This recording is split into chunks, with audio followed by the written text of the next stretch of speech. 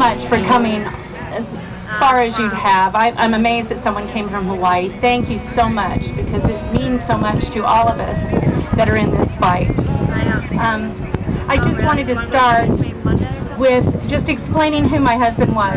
Lavoy Finicum was the man who was murdered by our government during an illegal roadblock known as a kill stop with no warrant that had been issued on January 26, 2016. He was standing for property rights. He was standing for our disappearing liberties. He was standing with the Hammond family, and he was standing for all of us. He was standing for you. A lot of people want to know who my husband was. Who was Lavoy Finicum? He wasn't on the map until he went up and stood there in Oregon.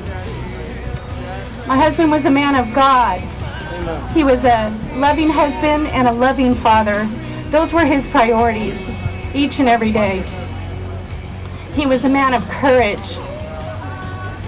He was a man of principles. And he wasn't afraid to stand for what he believed in. He loved his freedom and his agency that was God-given. And so he was trying to set an example for the rest of his family by standing and doing the hard things. He loved liberty.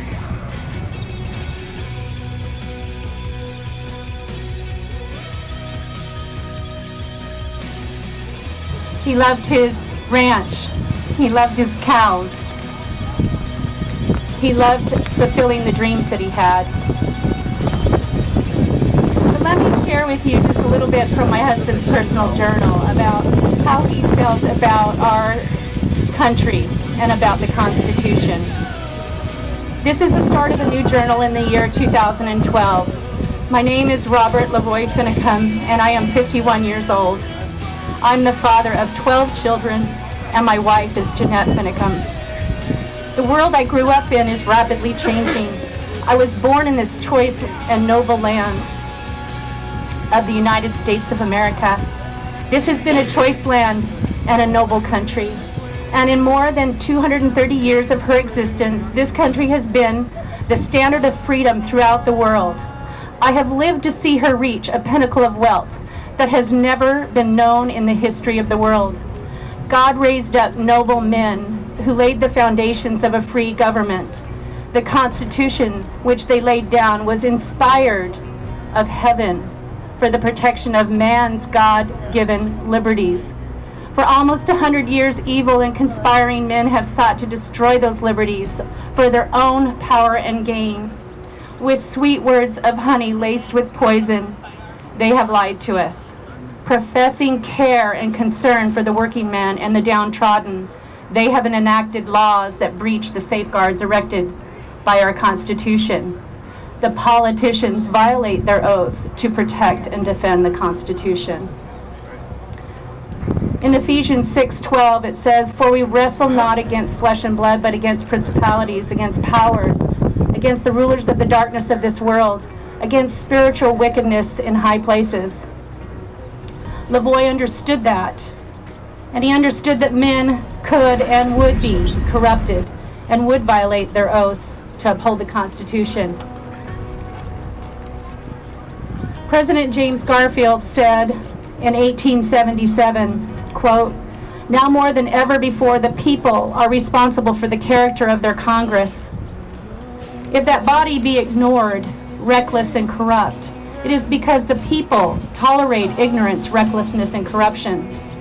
If it be intelligent, brave, and pure, it is because the people demand these high qualities to represent them in the national legislature.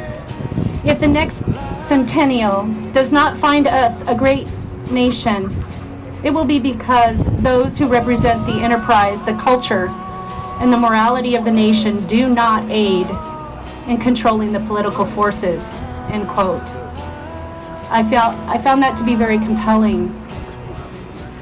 In the last presidential election, we the people sent a message to the powers that be in Washington that we want our country back. We want less government We want our government to be responsible, and we want our government to remember that they exist to ensure our God-given liberties. In the Declaration of Independence, it says, and I quote, that to secure these rights, governments are instituted among men, deriving their just powers from the consent of the governed, that whenever any form of government becomes destructive to these ends, it is the right of the people to alter or to abolish it, and to institute new government laying its foundation on such principles and organizing its powers in such form as to them shall seem most likely to affect their safety and happiness, end quote. Securing the rights and freedoms of individual citizens is the most important function of our government, not securing more government. And we, the people, are responsible for who we elect and who we put in these offices. I love what President Trump said in his 2017 inaugural address. He said, and I quote, "What truly matters is not which party controls our government, but whether our government is controlled by the people." January 20th, 2017 will be remembered as the day the people became the rulers of this nation once again. End quote. President Trump gives me hope. He gives me hope.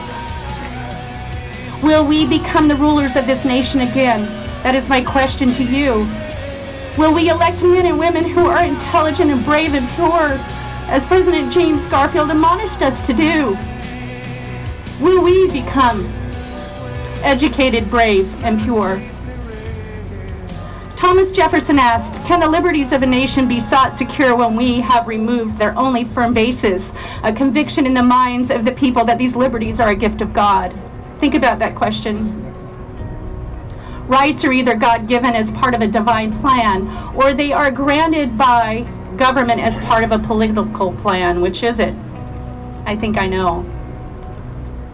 One of Lavoy's favorite people, Ezra Taft Benson, said, and I quote, and I know some of you have heard this quote before, "The fight for freedom is God's fight. And when a man stands for freedom, he stands with God. As long as he stands for freedom, he stands with God. And were he to stand alone, he would still stand with God. Amen. I testify that the God of heaven sent some of his choice spirits to lay the foundation of this government, our founding fathers. And he sent other choice spirits, even you who read and who hear my words. He sent us here to preserve it," end quote. We are those choice spirits that have been sent here to help save our Constitution.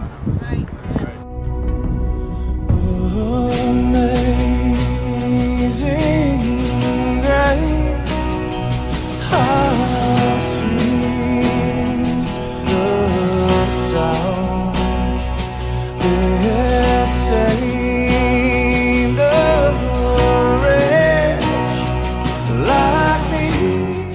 God is the true author of liberty. God has given us the gift of agency and freedom. Thomas Paine said, "We obtain too cheap, we esteem too lightly. It is dearness only that gives everything its value. Heaven knows how to put a proper price upon its goods, and it would be strange indeed if so celestial an article as freedom should not be highly rated," end quote. I know that my husband rated his freedom very highly. I know he was thinking about our children and our grandchildren. I know he was thinking about the people inside the truck. I know he was thinking about you. I know he was thinking about the Hammonds and about all the people on the West that are suffering from these atrocities, the Bundys, and all the people who are associated with them that are incarcerated at this time and going through hell and trial.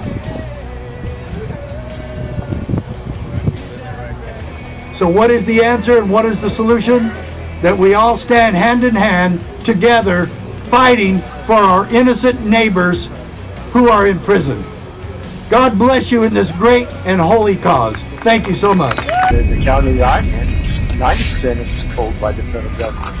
And and the problem is when the federal government controls it, they combined all three branches of power into one: executive, legislative, and judicial. And this is without representation. A bureaucrat can write a statute, enforce effective law. It's enforced by federal rangers. You get in trouble, you go to a federal court, and none of these people do elect. They have no accountability to us. Stand. The night is far spent. The Constitution has been shredded, but it lives in your heart. You know what freedom is and what freedom isn't. Stand, because when you stand, others will stand with you. And God can't stand with you if you don't stand. Once you stand, you can expect the hand of providence to be over you. Don't matter how it ends, it matters how you stand. This is Lavoy Finicum. One cowboy stands for freedom. See you later.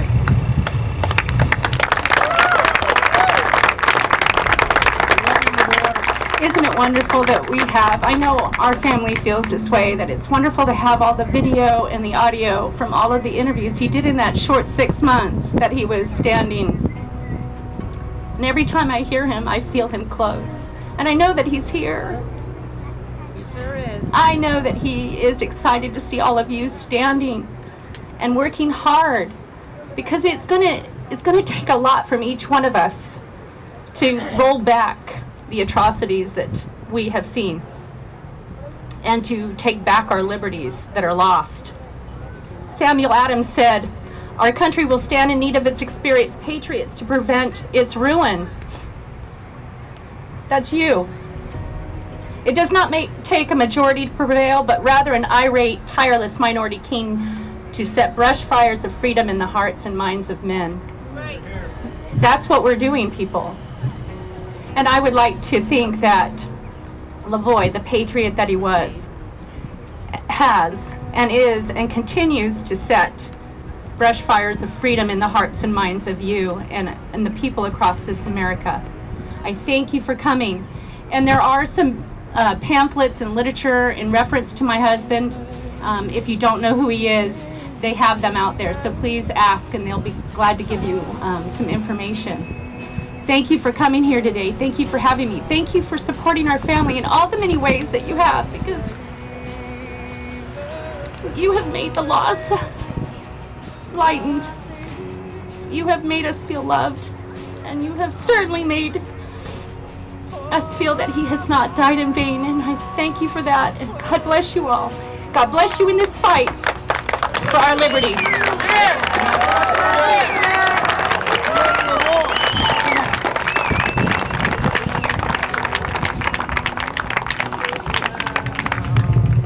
I'd like you all to bow your heads for a moment of silence in memory of a fallen patriot, please.